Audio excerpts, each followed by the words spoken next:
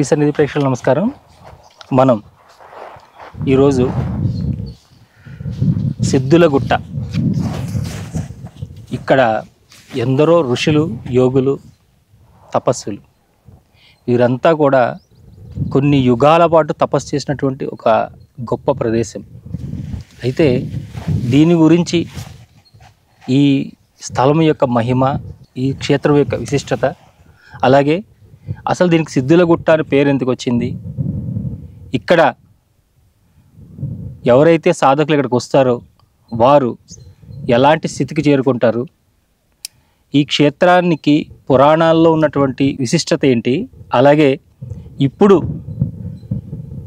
ఈ యుగంలో అంటే మనందరం చూస్తున్నటువంటి ఈ శతాబ్దంలో ఇక్కడ జరిగినటువంటి అనుభవాలు ఏంటి, ఇలాంటి ఎన్నో విషయాలను ఈరోజు మనకి గురువుగారు తెలియజేస్తారు. అంటే ఇక్కడికి రావాలని మనం అనుకోలేదండి. గురువుగారు ఏమన్నారంటే, మీరు ఎన్నో ఇంటర్వ్యూలు చేస్తున్నారు, ఎంతోమంది గురువులను పరిచయం చేస్తున్నారు, కానీ ఇలాంటి గురువులందరికీ కూడా మించి ఎంతో గొప్ప సాధన చేసినటువంటి ఒక క్షేత్రం ఉన్న సిద్ధులగుట్ట. అక్కడ గనక మనం వెళితే వారందరి గురించి మనం తెలియజేస్తే చూస్తున్న వాళ్ళకే కాదు, ఎంతమంది అయితే సాధకులు ఉన్నారో వారందరూ కూడా ఇక్కడికి వచ్చి సాధన చేసుకోవడానికి, అలాగే ఈ క్షేత్ర మహిమ ప్రపంచానికి తెలిసినట్టు కూడా అవుతుందని గురుగారు తెలియజేశారు.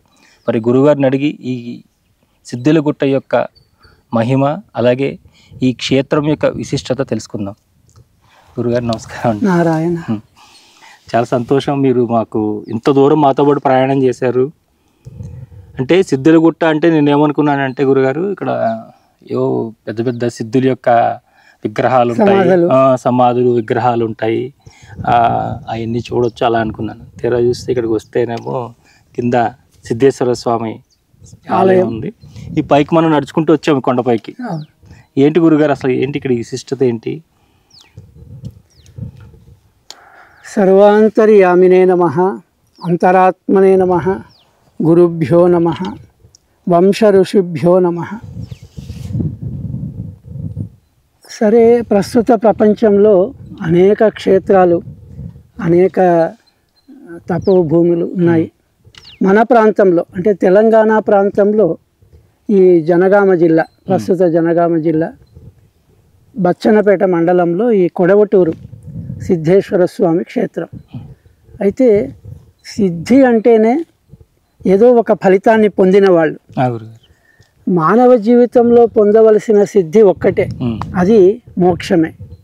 ఆ మోక్షం అనే సిద్ధిని పొందిన మన యోగులు, మన పూర్వీకులు అన్నింటికంటే వేరే ఇతర వాళ్ళ గురించి చెప్పే కంటే మన గురించి, మనకు తెలిసినవి గురించి చెప్పుకోవడం మంచిది.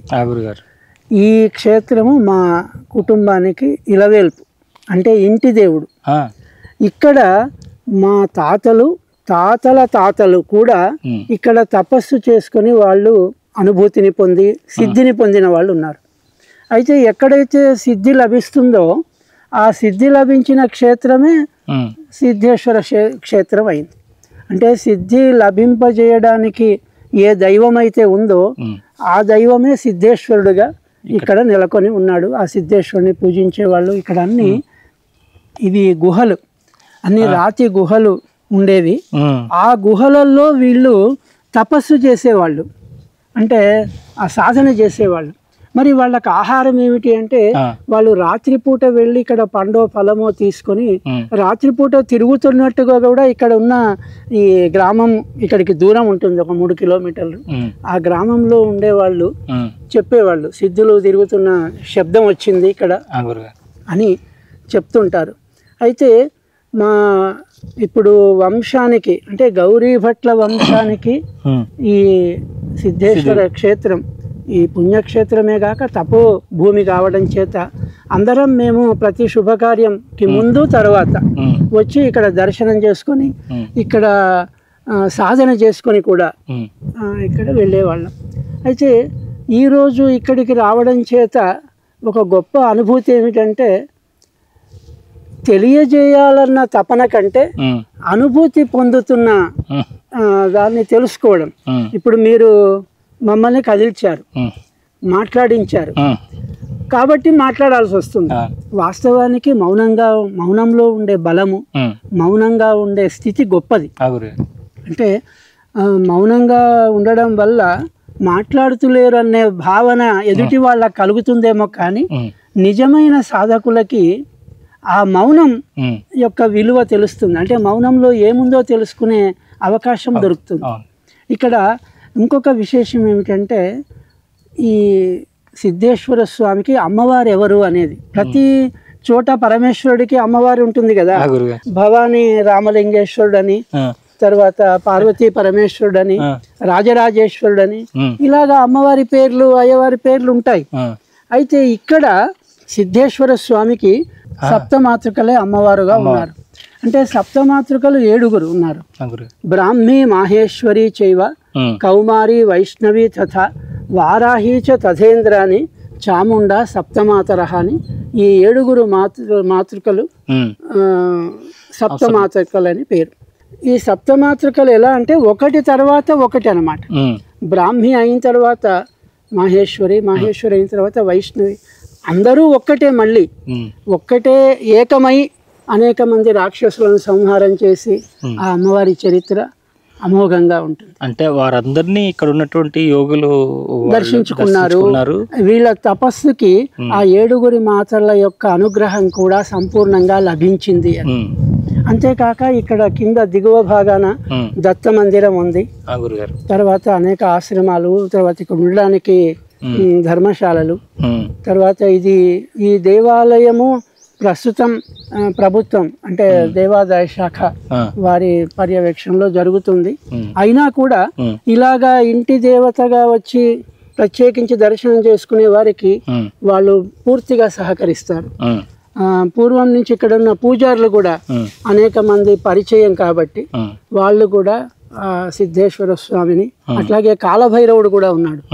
కాలభైరవుని కూడా మనకి ఇక్కడ ఈశ్వర ఆలయంలో కాలభైరవుడు తక్కువ, పూర్వం నుంచి కూడా ఇక్కడ కాలభైరవుడు కూడా దర్శనం ఇస్తాడు. ఈ క్షేత్ర మాహత్యంతో పాటు ఇక్కడ కొంతకాలం ఉంటే ఆ తపస్సు యొక్క అనుభూతి కలుగుతుంది.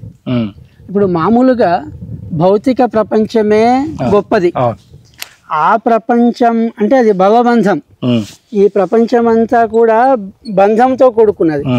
ఇలాంటి బంధాన్ని తొలగించుకోవడానికి ఆధ్యాత్మికం ఏర్పడింది, అంతే కదా.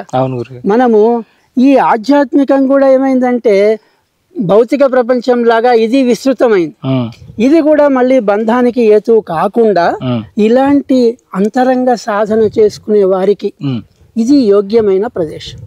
ఇక్కడ ఎంత కాలం ఉన్నా ఎలా ఉన్నా ఆ దివ్యమైన అనుభూతి అంతరంగంలో తప్పకుండా కలుగుతుంది. అందుకే దీని పేరు సిద్ధక్షేత్రం, సిద్ధుల గుట్ట అని పేరు.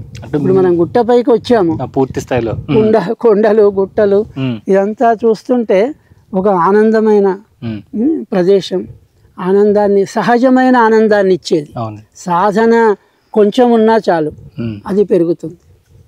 అంటే మీరు మొదటగా ఇక్కడికి తీసుకొచ్చి ఈ క్షేత్రంలో ఇంత మహిమ ఉంది, నువ్వు కూడా ఇలాంటి సాధన చేయాలి అని మీరు ఎవరన్నా మీ తండ్రి గారు కానీ తాతయ్య గారు కానీ అట్లాంటి వాళ్ళు చెప్పడం జరిగిందండి?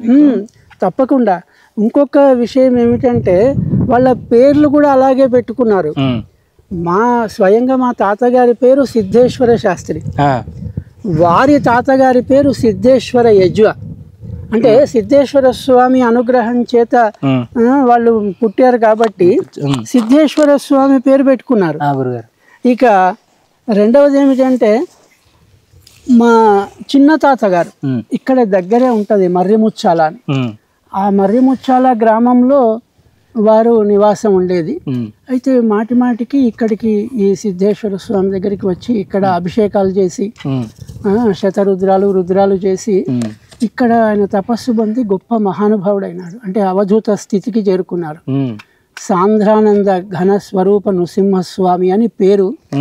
ఆశ్చర్యం ఏమిటంటే ఆ పేరును వారి నాన్నగారే పెట్టారు, తండ్రి గారే పెట్టారు. అంటే తండ్రి గారు ఉండంగానే వీరు ఆ స్థితికి చేరుకున్నారు.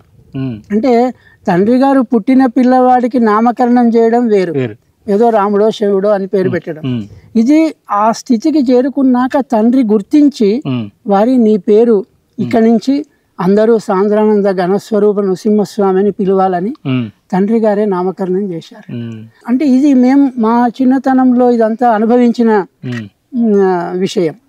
ఇక మా విషయానికి వస్తే మా చిన్నాయన గారు మా నాన్నగారు మమ్మల్ని చిన్నతనంలోనే ఇక్కడికి తప్పనిసరి రావాల్సిందే. శుభకార్యానికి ముందు రావాలి, శుభకార్యం తర్వాత రావాలి కనుక ఇక్కడికి తీసుకొచ్చేవారు. ఇక్కడ మేము కూడా కూర్చొని అప్పుడు ఎడ్ల బండ్ల మీద రావాలి. ఇప్పుడేమో కారులో వచ్చాం కానీ బండ్ల మీద వచ్చి ఇక్కడ వసతి సరిగ్గా లేకపోతే వంట చేసుకొని అక్కడ భిక్ష తీసుకొని సాధన చేసుకొని వెళ్ళేవాళ్ళు. అయితే ఇక్కడ సహజంగా ఇది అడవి ప్రాంతం కాబట్టి కోతులు ఎక్కువగా ఉంటాయి, వానర వేద. అయినా కూడా అవి కూడా సాత్విక రూపంలో ఉంటాయి. సాధనకు ఉపక్రమించినప్పుడు అవి చాలా సాత్వికంగా సహకరిస్తున్నట్టుగానే ఉంటాయి. అలా ఈ సిద్ధుల క్షేత్రం, సిద్ధుల గుట్ట ప్రాచుర్యం. మీరు ఈ సాధనా మార్గంలోకి వచ్చినప్పుడు ఈ గుట్ట మీదకి వచ్చి ఏదైనా కొన్ని రోజులు సాధన చేయడం అలాంటివన్నీ చేశారని గురుగారు? చాలా రోజుల క్రితం మా చిన్నాన్న గారు ఉన్నప్పుడే మేము సాధన చేసుకోవడం జరిగింది. అయితే సహజమైన సాధన జరుగుతూనే ఉంటుంది అనుక్షణం. ఇది వ్యక్తిగత అనుభూతి.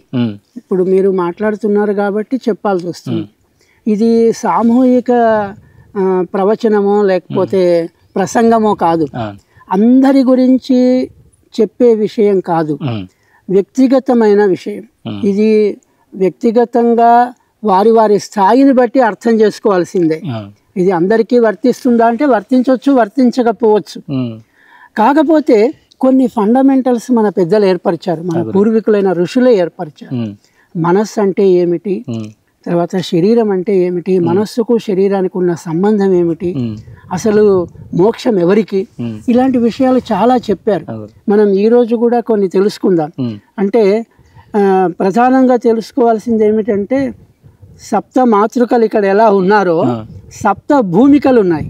ఆధ్యాత్మిక సాధనలో సప్త భూమికలు ఉన్నాయి.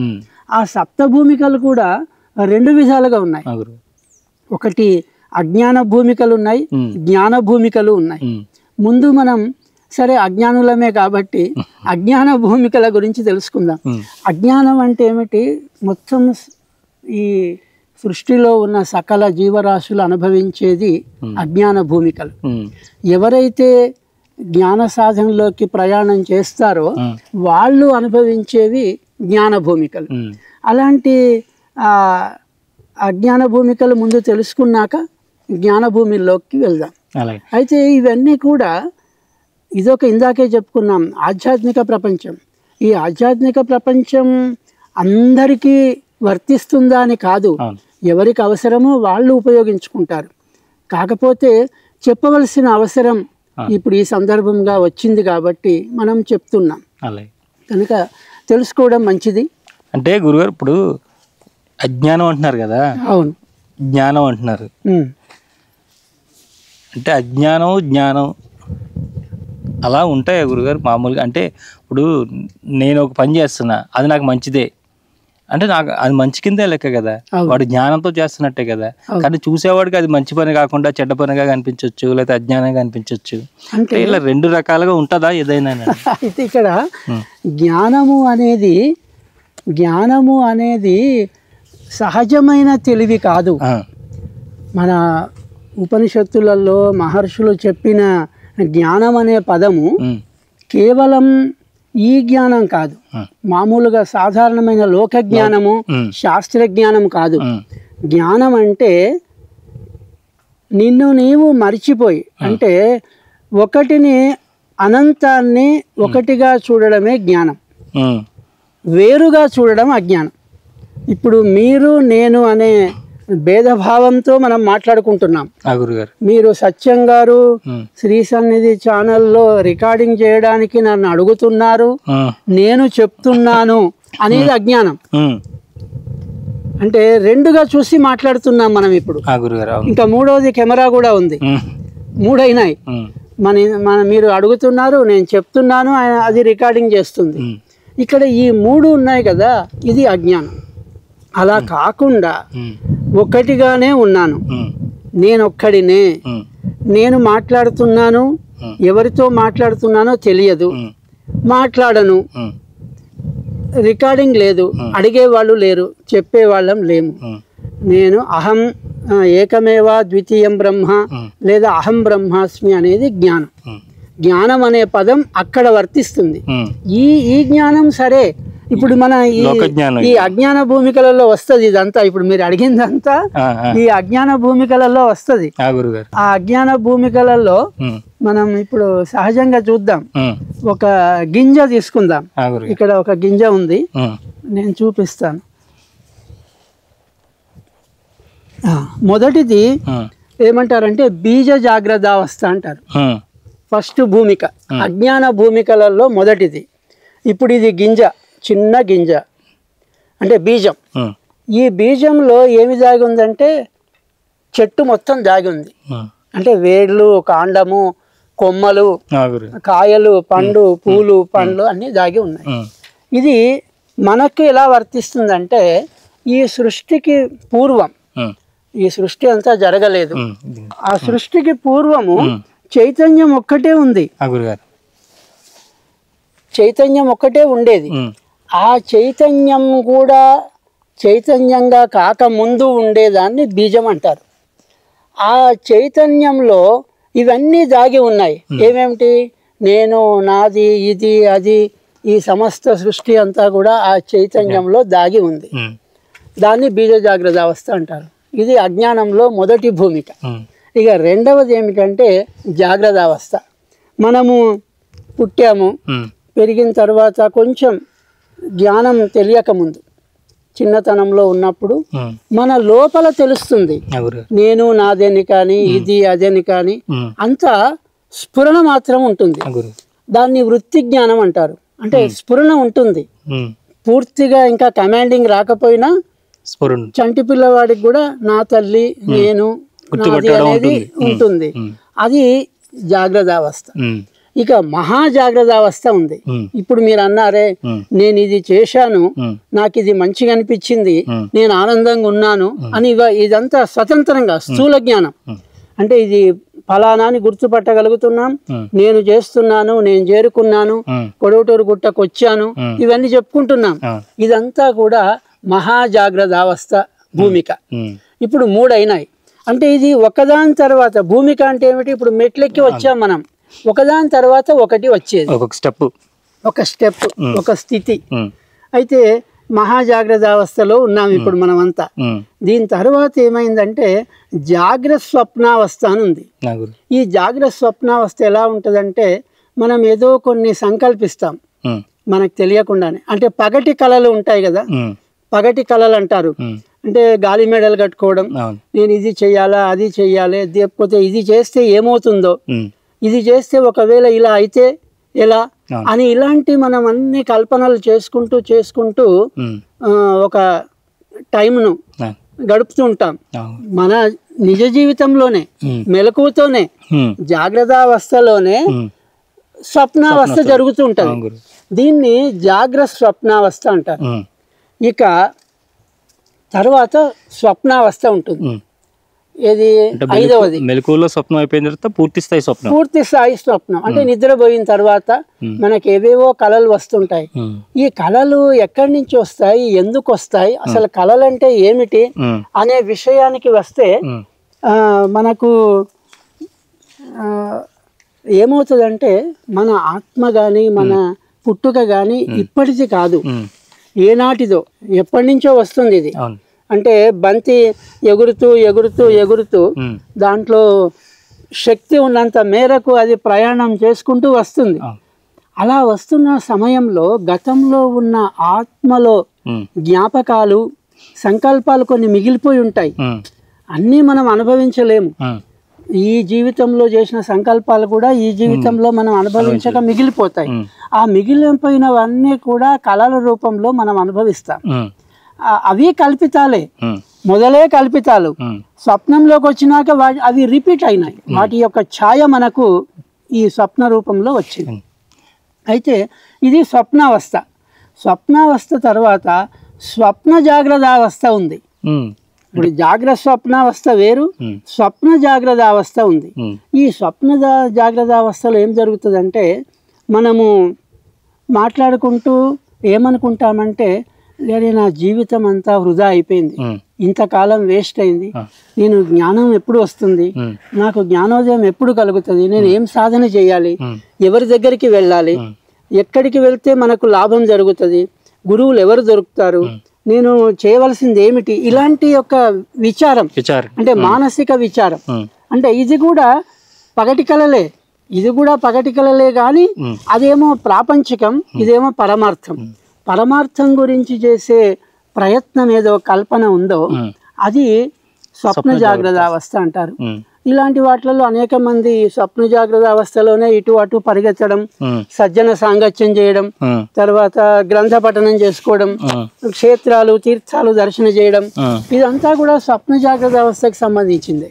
ఇక అంటే కొంతమంది ఎవరైతే ఈ సాధన మార్గంలో ఉన్నారో వాళ్ళకి గురువులు వచ్చి ఉపదేశాలు కూడా ఈ స్వప్న జాగ్రత్త అవస్థలో జరుగుతాయి. అది మనకు మళ్ళీ జ్ఞాన భూమికలు ఉన్నాయి కదా, మనం జ్ఞాన భూమిలోకి వెళ్ళాల్సి వస్తుంది.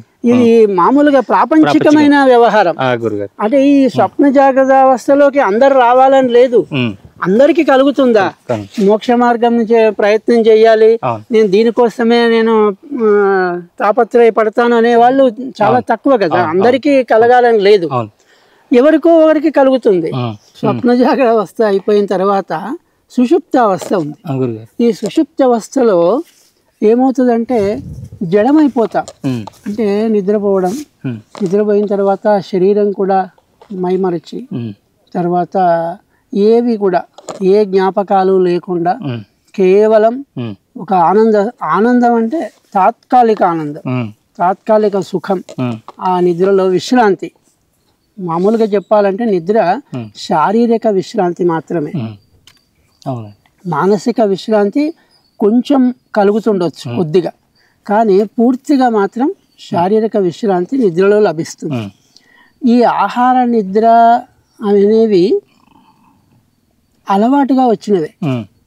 ఇవాళ స్థూలకాయము, ఊబకాయము, తర్వాత ఈ నిద్ర కూడా విపరీత ముద్దు నిద్రపోయే వాళ్ళు, బద్ధకం, నిద్ర వల్లనే బద్ధకం వస్తుంది, బద్ధకం వల్ల నిద్ర వస్తుంది. అయితే ఈ రెండు అలవాటుగా వచ్చాయి. చిన్నప్పటి నుండి మనకి ఏమని నేర్పించారంటే అమ్మ తన పిల్లవాడికి ఉగ్గుపాలతోటి భోజనం ఆహారం తినాలి కదా, తింటే వీడికి బలం వస్తుంది, పెరుగుతాడనే ఉద్దేశంతో ఉగ్గుపాలు పోసి మెల్లమెల్లగా గోటి ముద్దలు పెట్టి గోరు ముద్దలు తినిపించుకుంటూ అలవాటు చేసింది. ఆ అలవాటు ఏమైందంటే క్రమక్రమంగా మనకు రుచులకు అలవాటు పడి కాలాన్ని అతిక్రమించి ఏది పడితే అది, ఎప్పుడు పడితే అప్పుడు, ఎక్కడ పడితే అక్కడ ఇష్టమైనది కనిపించింది అనుకోండి వదిలిపెట్టకుండా తినడం అనేది అలవాటు అయిపోయింది. బాగా 40-50 ఏళ్ల నుంచి అలవాటు అయిన తర్వాత అది సరిగ్గా జీర్ణం కాక శరీరంలో అది కొవ్వు మాదిరిగా మొత్తం పెరిగి పొట్ట వస్తుంది. ఇక నిద్ర కూడా అలాగే మనకు తల్లి ఏం చేస్తుంది, జోకొట్టి ఉయ్యాలలు ఊపి లాలిపాటలు పాడి పడుకోబెడుతుంది, నిద్రను అలవాటు చేస్తుంది. ఆ నిద్ర ఏమైందంటే రాత్రి కాగానే పడుకోవడం. ఇప్పుడంటే సరే మెలకువతో ఉంటున్నారు, ఆ నిద్రను మళ్ళీ ఉదయం పూట తీస్తారనుకోండి, లేటుగా పడుకున్నామని చెప్పినా మళ్ళీ లేటుగా లేస్తారు. ఎలా అయితే నిద్ర అనేది కూడా బాగా అలవాటు అయిపోయింది. ఈ ఆహార నిద్ర అలవాటులు ఎప్పుడైతే మనకు శరీరానికి బాగా వంటబట్టాయో అవి తగ్గించుకోవడం ప్రధానమైంది. ఇప్పుడు సాధన మొట్టమొదలు అక్కడ ప్రారంభం. సాధకుడిగా వచ్చే వాళ్ళు చేయవలసిన ప్రక్రియ ఏమిటంటే ఈ రెండు అలవాట్లను నియమపూర్వకంగా మార్చుకోవాలి. ఆహారం తగ్గించాలి. తగ్గించడం అంటే ఇక్కడ ఒకేసారి ఉపవాసం ఉండి నిరాహారం, శివరాత్రికి మొన్న నిరాహారం ఉన్నట్టు కాకుండా క్రమక్రమంగా తగ్గించాలి. తర్వాత అలాగే నిద్ర కూడా తగ్గిస్తూ రావాలి. అలా వస్తేనే మనకు సాధనకు ఉపయోగపడుతుంది. ఇక్కడ సాధన కూడా 2 రకాలు ఉంది. ఎలాగంటే చాలామంది సాధనలో ఏమనుకుంటారంటే ప్రాపంచిక సమస్యలు దూరం కావాలన్న కోరికతో సాధనలోకి వచ్చేవాళ్ళు కొంతమంది ఉన్నారు. అనారోగ్యము ఉందనుకోండి, లేదా పిల్లవాడి పెళ్ళి, ఉద్యోగం, విదేశయానం, ఇలాంటి ప్రాపంచికమైన సమస్యలు ఉన్నాయి. ఆ సమస్యలు తీరుతాయేమో ఈ సాధన ద్వారా అన్న దృష్టితో కొందరు వస్తున్నారు. కేవలం దేని కొరకు వస్తున్నారంటే మోక్షము కొరకు జన్మ సార్థకతం చేసుకోవడం కోసం వచ్చే వాళ్ళ సంఖ్య చాలా తక్కువ. వేళ్ల మీద లెక్క పెట్టే వాళ్ళు కూడా ఉండరు. ఉంటుందండి అసలు ఉన్నదా అలా అంటే ఉండడం అంటే వాళ్ళ లక్ష్యం ఉంది, కానీ ముందు తీరాలి.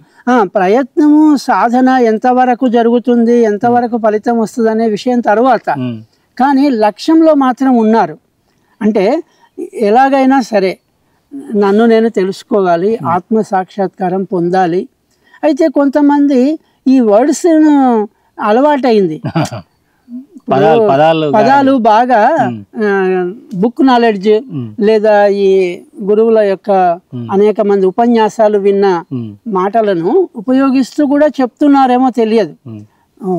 అంటే కరెక్ట్గా సరిగ్గా వాళ్ళు అదే స్థితిలో ప్రయత్నం చేస్తున్నారా లేదా దైవానికి తెలుసు. అంటే గురుగారు నాకు ఒక డౌట్ ఉంది. అసలు ప్రాపంచిక పరమైనటువంటి బంధాలు బాధ్యతలు తీరకుండా అవి తీరే మార్గం గురించి అన్వేషించకుండా ఈ మోక్ష మార్గం వైపు ప్రయాణం చేయడానికి అసలు జీవుడికి వీలవుతుందా? అబ్బో, ఇది చాలా ముఖ్యమైన ప్రశ్న. దీనికి జవాబు కూడా ఎలా ఉంటుందంటే, ఒకటి ఆధ్యాత్మిక విషయంలో మోక్ష సాధనలో మన ఏవ మనుష్యానాం కారణం బంధమోక్షయోహో అని చెప్పారు. అంటే మనస్సే నీకు బంధానికి మోక్షానికి కారణం అని చెప్పారు. అంటే ఇప్పుడు ఎవరి మనస్సు వాళ్ళ దగ్గరే ఉంది, ఎవరి బంధం వాళ్ళ దగ్గరే ఉంది, ఎవరి మోక్షం వాళ్ళ దగ్గరే ఉంది. అయితే ఇప్పుడు ఏమంటారంటే, మహాత్ములు ఏమంటారంటే, నీకు జీవన్ముక్తుడు కావాలా, నువ్వు ఈ జన్మలోనే ముక్తుడి కావాలంటే నీకు బంధాలు తొలగాలి కదా. బంధాలు తొలుగుతాయి కానీ నువ్వు ఉంటావు గనక నీవు బంధంగా కాకుండా నీ పనులు నువ్వు చేస్తుంటావు. ఇప్పుడేమో బంధంగా చేస్తున్నాం. మనము నిశ్చల స్థితికి వెళ్ళిన తర్వాత, జీవన్ముక్త స్థితికి వెళ్ళిన తర్వాత కూడా పనులు చేస్తాడు. మొహం కడుక్కుంటాడు, స్నానం చేస్తాడు, భోజనం చేస్తాడు, నిద్రపోతాడు. నిత్య కర్మలలో లోపం ఏం ఉండదు.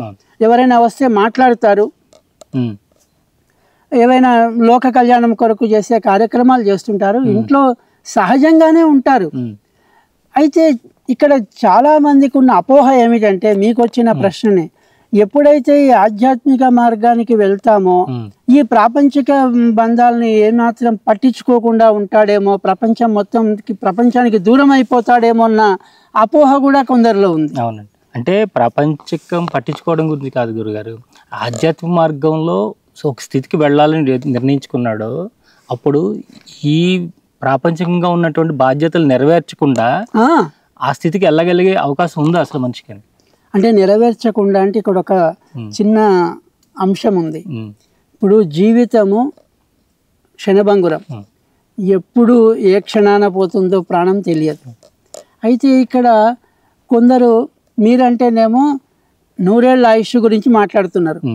వాడు 100 సంవత్సరాలు పూర్ణ ఆయుష్తో జీవించినట్టయితే బంధాలన్నీ బాధ్యతలన్నీ పూర్తి చేసుకొని అన్ని పెద్ద కుమారులకు అన్ని ఆస్తిపాస్తులు అప్పజెప్పి అప్పుడు ఆధ్యాత్మిక మార్గంలోకి వచ్చి మోక్షాన్ని పొందాలని, ఇది పర్వాలేదు. అయితే ఆకస్మిక మరణం వచ్చి 40 ఏళ్లకే పోయినాడు అనుకోండి, ఒకడికి ఆయుష్ తాత్కాలిక ఆయుష్ చేత ప్రమాదవశాత్తు 40 ఏళ్లకే చనిపోయాడు. అయితే అప్పుడు ఎవరు తీరుస్తారు ఆ బాధ్యతలు? అతనికి ఉన్న పిల్లలు, భార్య, అతని గృహ నిర్వహణ ఎవరు చేస్తారు? అది మన చేతిలో లేదు కదా. ఇప్పుడు అది మన చేతిలో లేని విషయాలు గురుగారు. కరెక్టే. మరి మన చేతిలో లేనప్పుడు అందుకే పరమాత్మ అనేది ఏమిటి, ప్రహ్లాదుడు గాని ధ్రువుడు గాని గొప్ప మహర్షులు అయింది ఏ వయస్సు నుండి అయినారు? చిన్నతనం నుండి అయినారు. మీరు బంధాలు బాధ్యతల గురించి ఎందుకు ఆలోచిస్తారు? నువ్వు పరమాత్మను పట్టుకుంటే ఈ బంధాలు బాధ్యతలు ఆయనే తీరుస్తాడు. ఇప్పుడు మర్రి ముచ్చాల స్వామివారు అని ఇందాక చెప్పాను. ఆ స్వామివారు పూర్తిగా అంటే స్పృహ లేకుండా, అంటే నా పిల్లలు నా భార్య అనేది గుర్తుపట్టరాని స్థితిలోకి వెళ్ళిపోయాడు. అప్పటికి 2-3 వివాహాలే అయినాయి. మిగతా పిల్లల వివాహాలు అన్ని పెద్ద అబ్బాయి చిన్న అబ్బాయి భక్తులు కలిసి చేశారు, ఆయన మీద ఉండబడే అభిమానులు కలిసి చేశారు. ఇప్పుడు అప్పులు ఉంటాయి. ఆ అప్పులు తీర్చలేదు. ఈయన స్థితిలోకి వెళ్ళిపోయాడు. మాట్లాడే స్థితిలో లేడు, గుర్తుపట్టే స్థితిలో లేడు. వాళ్ళే నిర్ణయించుకున్నారు, ఇక్కడికే సమాప్తం చేద్దాం, స్వామివారికి సమర్పిద్దాం అనుకున్నారు. అంటే ఇవి దైవికంగా జరుగుతాయి, బాధ్యతలు కూడా దైవికంగా జరుగుతాయి. ఇప్పుడు మనం ఎంత ప్రయత్నం చేసినా కానీ పనులు దైవ అనుగ్రహం చేత సులభంగా జరిగినవి ఎన్నో ఉన్నాయి. కనుక మనము కరెక్ట్గా పరమాత్మ వైపు వస్తే, ఇప్పుడు ఇంకొకటి కూడా జరుగుతుంది, నాటకం కూడా జరుగుతుంది. మనం అంటే మన జగన్నాటకం ఇది. ఈ జగన్నాటకంలో ఇంకొక నాటకం ఏమిటంటే, మనము స్టేటస్ మెయింటైన్ చేసుకుంటూ చేస్తున్నారు.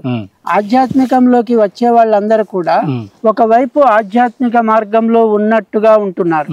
రెండవది దీన్ని బేస్ చేసుకొని సంసారంలో బాధ్యతలు నిర్వహిస్తున్నట్టు ఉన్నారు. అక్కడ స్టేటస్ మెయింటెనెన్సే ఉంది, ఇక్కడ స్టేటస్ మెయింటెనెన్సే ఉంది. ఇది పరమాత్మ ఒప్పబడదు. అంటే అంతరంగ సాధన ఇంపార్టెంట్. నీ మనస్సు గురించిన సాధన ఇది, శరీరం గురించి కాదు.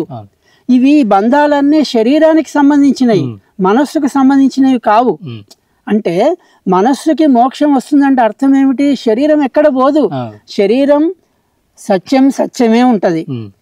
నీకున్న బంధాలు నీకే ఉంటాయి, నీ ఇల్లు, నీ వాకిలి, నీ ఆస్తిపాస్తులు ఎక్కడా పోవు. నీ మనస్సు ఏదైతుందో ఆ మనస్సు మాత్రము అంటి పెట్టుకోకుండా ఉంటది. ఇప్పుడు ఇక్కడ గమనించాల్సింది, శరీరం ఏమీ మార్పు రాదు. శరీరం శరీరమే. శరీరానికి ఉండబడే బంధాలు శరీరానికి ఉండబడే బంధాలే. ఇప్పుడు మనకు అడ్రస్ ప్రూఫ్లు తీసుకుంటారు, బ్యాంకుకు వెళ్తే ఫోటో కావాలంటారు, తర్వాత సిగ్నేచర్, తర్వాత ఏం చేశారు, ఇప్పుడు ఈ కళ్ళది కూడా తీసుకుంటున్నారు. అయితే మనస్సు తీసుకోలేరు.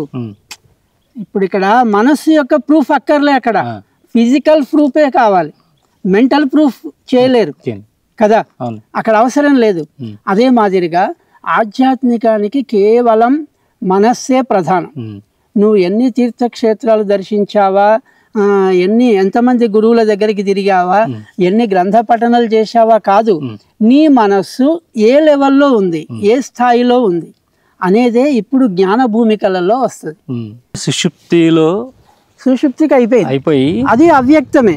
సుషుప్తిలోకి పోయావంటే బీజం ఎక్కడ పోయిందో ఈ మధ్య కాలంలో వింటున్నాం, నిద్రలోనే ప్రాణం పోతుందని. తెల్లవారు లేచిన తర్వాత ఉలుకు పలుకు లేకుండా ఉన్నారు కొందరు పోయిన వాళ్ళు. అంటే అర్థం ఏమిటి, నీకు బీజంలో ఉన్న స్థితి అక్కడ అవ్యక్తమే, కనబడదు. ఇక్కడ సుషుప్తిలో కూడా అవ్యక్తమే, కనబడదు.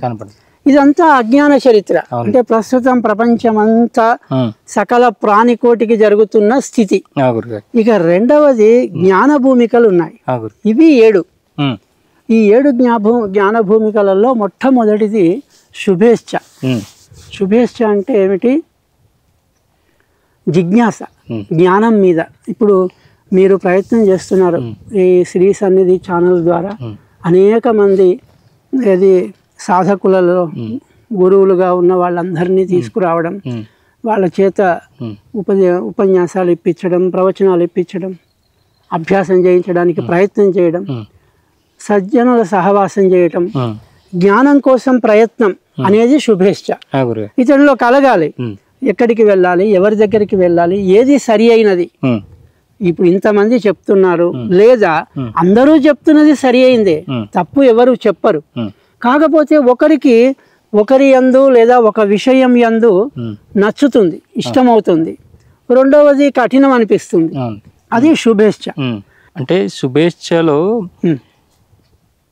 చెప్పించాలి, ఏదైనా ఒక గురువు గారితో తీసుకొచ్చి ఒక జ్ఞానాన్ని అందించాలి అన్నప్పుడు ఈయన చెప్పే జ్ఞానము, ఈయన చెప్పేది కరెక్టే, ఇదే నిజమైన జ్ఞానము, దీంట్లో ఎలాంటిది లేకుండా ఉన్నది, ఈ గురువు అలాంటి వారే అని ఎలా గుర్తించగలగాలి? వారు చెప్పే జ్ఞానమే నిజమైన జ్ఞానం అని ఎలా తెలియాలి మనకి? ఇది ఇంకో చిక్కు ప్రశ్న. అయితే ఒకటి, అన్నింటికి సాక్షి ఎవరు? అంతరాత్మ. సరే, పంచభూతాలు ఒకటి, పంచభూత సాక్షులు ఉన్నారు. రెండవది అంతరాత్మ సాక్షి. మీలో ఉన్న అంతరాత్మ, నాలో ఉన్న అంతరాత్మ, తర్వాత ఇంకా మిగతా వాళ్ళందరిలో ఉన్న అంతరాత్మనైతే ఒక్కటే. అంతరాత్మకు తెలుస్తుంది ఇది సరి అయినది, ఇది సరి అయినది కాదు అని. అంటే ఆ దృష్టి పెట్టినప్పుడు ఇది సరి అయినదా కాదా అని మీరు ప్రశ్నిస్తున్నారు. ఆ గురువు గారు చెప్పింది, ఎవరు చెప్పింది సరి అయినది, ఎవరు చెప్పింది సరి అయింది కాదు అన్నప్పుడు అది మన అంతరాత్మకు తెలుస్తుంది ఇది సరి అయినది, ఇది సరి అయినది కాదు అని. అంతరాత్మ మోసం చేయదా గురుగారు?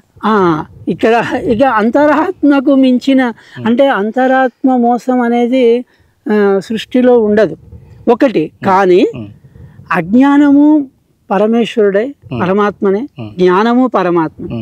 అంటే ఇదంతా పరమాత్మ స్వరూపమే. మలినము పరమాత్మనే, పరిశుభ్రము పరమాత్మనే.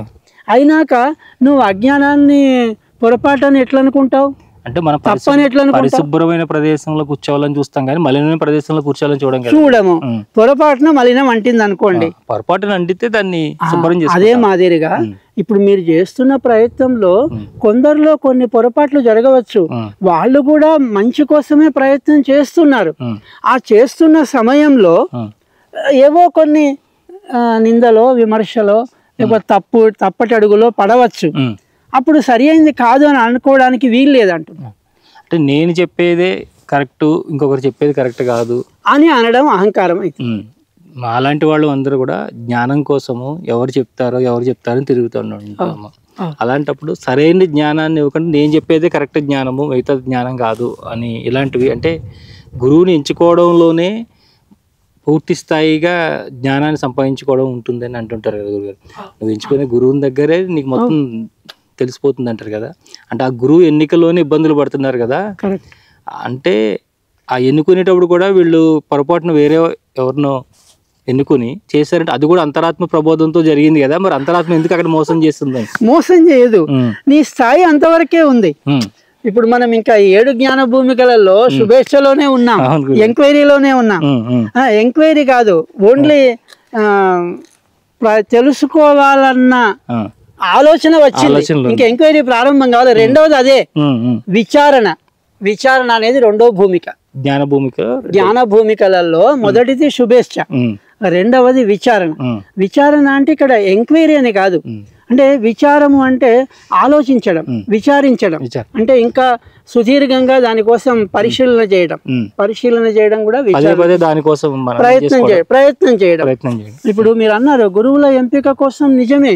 కానీ నీకు ఎక్కడ దొరుకుతాడు? నీ స్థాయికి తగిన గురువు నీకు దొరుకుతాడు.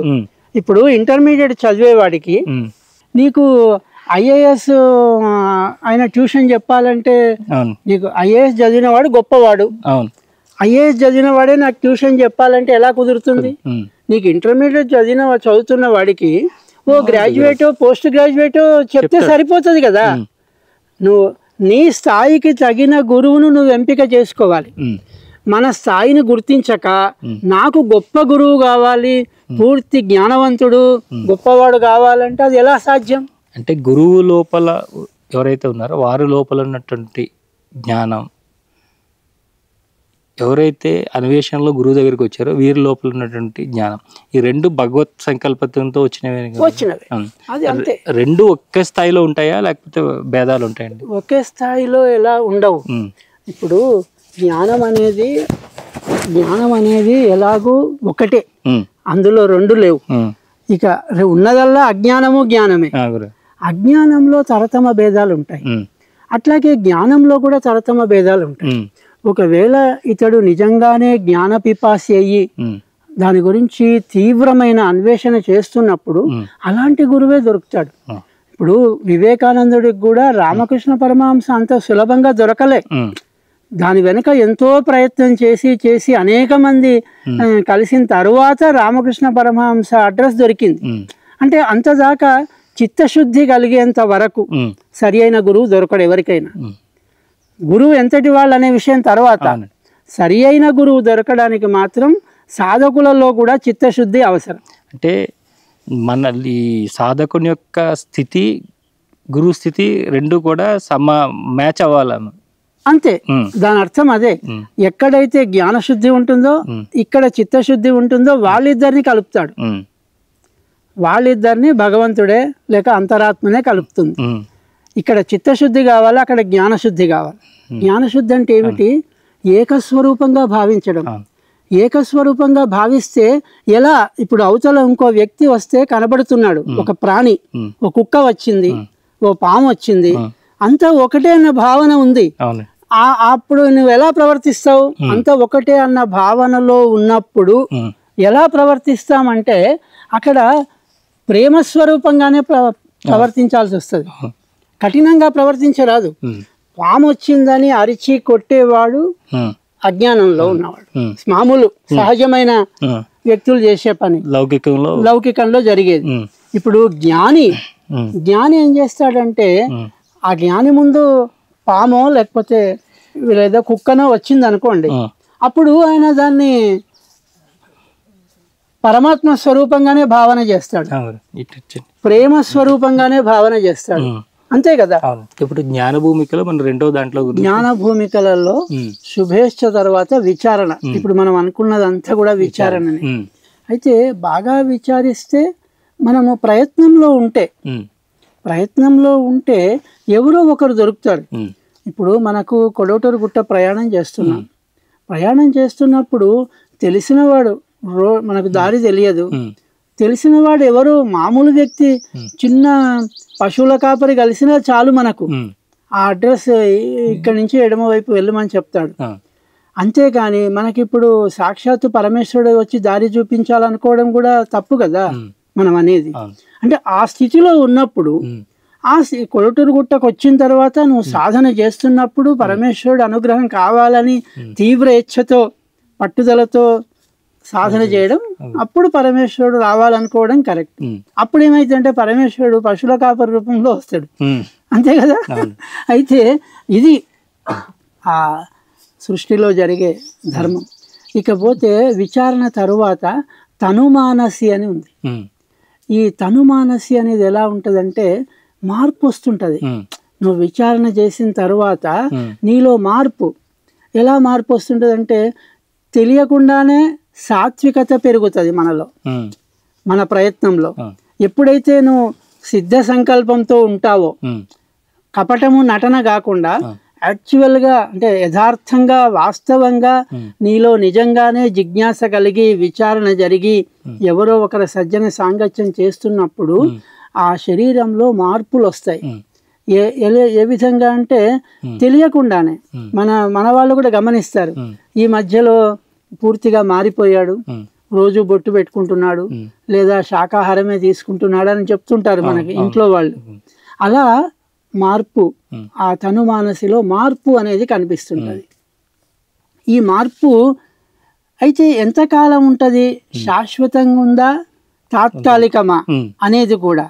ఇప్పుడు ఈ ఆహారాల వల్లనే గుణాలు వస్తాయి, గుణాల వల్లనే ప్రవర్తన ఉంటది. సాత్విక ఆహారం తీసుకుంటే సాత్విక గుణము, సాత్విక ప్రవర్తన ఉంటది. ఇట్లా ఆ తనుమానసి అనే మూడో జ్ఞాన భూమికలో మార్పు అనేది ప్రారంభం అవుతుంది. ప్రారంభం అయిన తర్వాత దాన్ని నువ్వు శాశ్వతంగా పోషించుకుంటూ వెళ్తే నువ్వు ఇంకొక భూమికలోకి వెళ్తావు. అయితే ఇవన్నీ కూడా నిన్నేదో సన్యాసిగా మార్చడానికి కాదు. అంటే నువ్వు ప్రపంచంలో ఒక యోగ్యుడివిగా తయారవ్వడానికి మాత్రమే.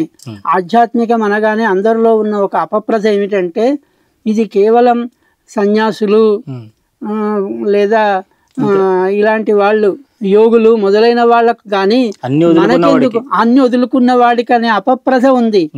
వాస్తవానికి 100% అది కానే కాదు. అంటే బాలుడిగా ఉన్నప్పుడు 5 సంవత్సరాలు వయస్సు ఉన్నప్పటి నుండి నువ్వు ఆధ్యాత్మిక జ్ఞానాన్ని, వేదాంత పరిజ్ఞానాన్ని ప్రారంభం చేసినట్టయితే అందరూ ఇవాళ వివేకానంద స్వాములు అయ్యేవాళ్ళు. ప్రపంచమంతా కూడా అందరూ వివేకానందులు అయ్యేవారు. బుద్ధి కర్మానుసారే అంటారు కదా గురుగారు, అది జరుగుతోంది. అయితే దీన్ని వక్ర మార్గానికి పట్టించే వాళ్ళు కూడా ఉంటారు కదా. అంటే వాడు 4 మంచి మాటలు విందామని వెళ్తుంటే, దేవాలయానికి వెళ్దామని దర్శనం చేసుకుందామంటే వద్దనే వాళ్ళు కొందరు ఉంటారు. అవసరం లేదురా ఇప్పుడు నీకెందుకు ఈ వయసులో గుళ్ళు గోపురాలు తిరుగుతావు, యాత్రలు చేస్తావు అంటారు. అది కాకుండా ఉన్నట్టయితే వీళ్ళు మార్పు మాత్రం ఈ 3వ భూమికలో వస్తుంది. దీని తర్వాత 4వ భూమిక ఉంది, దాని పేరు సత్వాపత్తి అంటారు. అంటే ఏమిటి, ప్రపంచం మీద ఇప్పుడు గుర్తుపట్టే స్థితి వస్తుంది.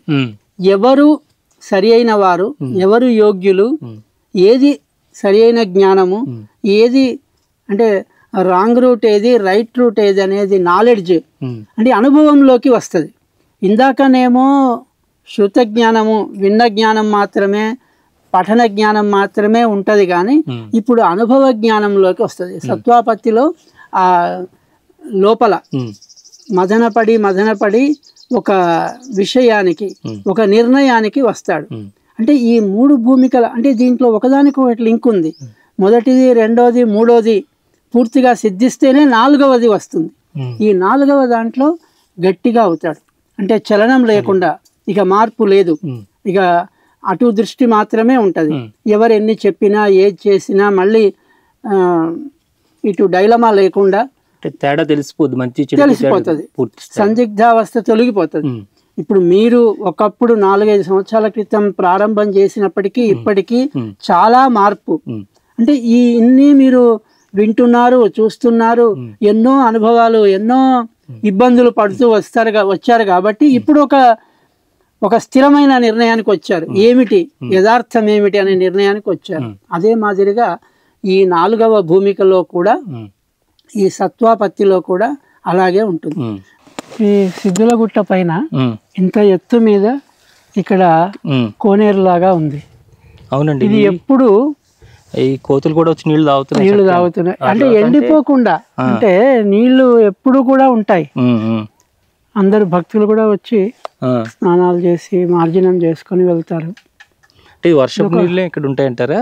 నిల్వ ఉన్నాయి, ఎప్పుడు నిల్వ ఉంటాయి. ఎంత ఎండాకాలమైనా నిల్వ ఉంటాయి. వర్షం వచ్చినప్పుడు కాస్త పెరుగుతాయి, అంత దాకా వస్తాయి. ఇది ఇక్కడి విశేషం ఈ కొండ పైన.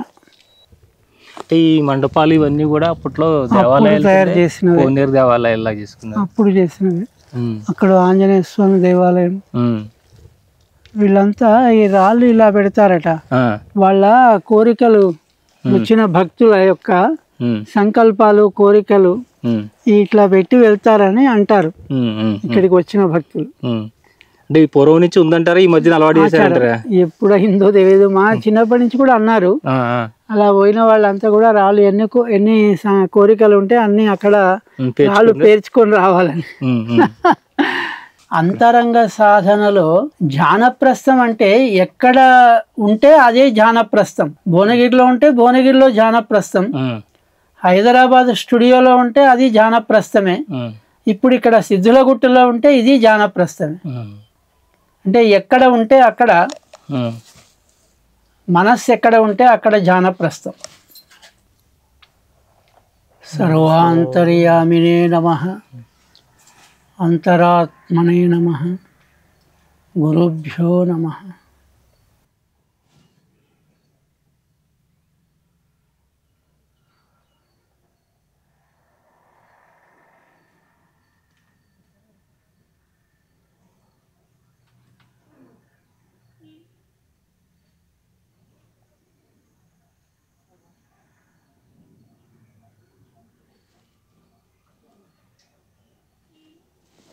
సర్వాంతర్యామినే నమః, అంతరాత్మనే నమః, గురుభ్యో నమః.